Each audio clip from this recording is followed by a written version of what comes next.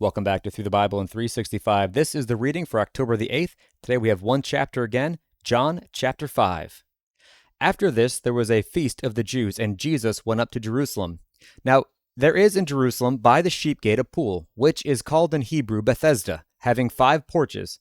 In these lay a great multitude of sick people, blind, lame, paralyzed, waiting for the moving of the water. For an angel went down at a certain time into the pool and stirred up the water. Then whoever stepped in first after the stirring of the water was made well of whatever disease he had.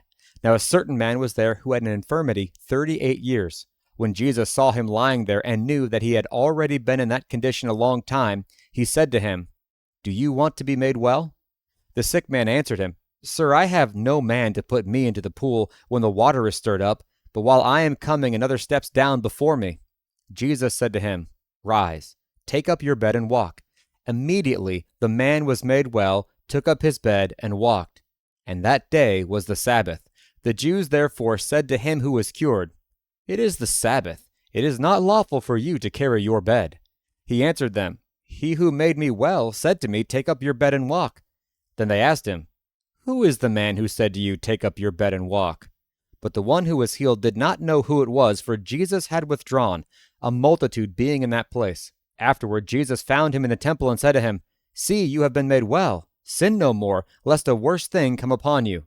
The man departed and told the Jews that it was Jesus who had made him well. For this reason, the Jews persecuted Jesus and sought to kill him, because he had done these things on the Sabbath. But Jesus answered them, "My Father has been working until now, and I have been working." Therefore the Jews sought all the more to kill him, because he not only broke the Sabbath, but also said that God was his Father, making himself equal with God. Then Jesus answered and said to them, "Most assuredly I say to you, the Son can do nothing of himself, but what he sees the Father do. For whatever he does, the Son also does in like manner. For the Father loves the Son, and shows him all things that he himself does, and he will show him greater works than these, that you may marvel. For as the Father raises the dead and gives life to them, even so the Son gives life to whom he will. For the Father judges no one, but has committed all judgment to the Son, that all should honor the Son just as they honor the Father. He who does not honor the Son does not honor the Father who sent him. Most assuredly I say to you, he who hears my word and believes in him who sent me has everlasting life, and shall not come into judgment, but he has passed from death into life. Most assuredly I say to you, the hour is coming, and now is, when the dead will hear the voice of the Son of God, and those who hear will live. For as the Father has life in himself, so he has granted the Son to have life in himself, and has given him authority to execute judgment also, because he is the Son of Man. Do not marvel at this, for the hour is coming, in which all who are in the graves will hear his voice and come forth, those who have done good to the resurrection of life, and those who have done evil to the resurrection of condemnation. I can of myself do nothing.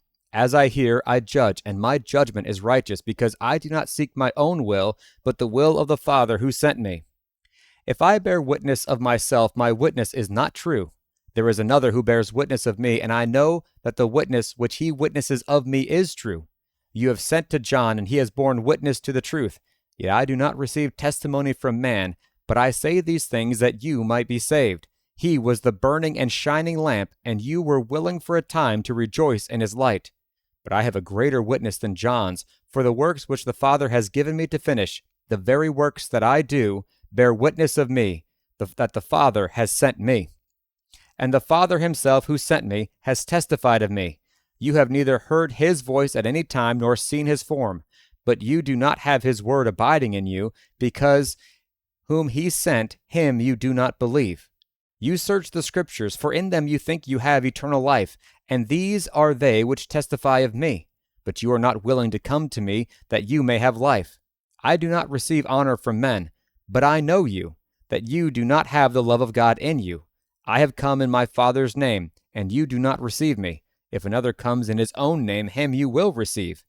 How can you believe, who receive honor from one another, and do not seek the honor that comes from the only God? Do not think that I shall accuse you to the Father. There is one who accuses you, Moses, in whom you trust. For if you believed Moses, you would believe me, for he wrote about me. But if you do not believe his writings, how will you believe my words?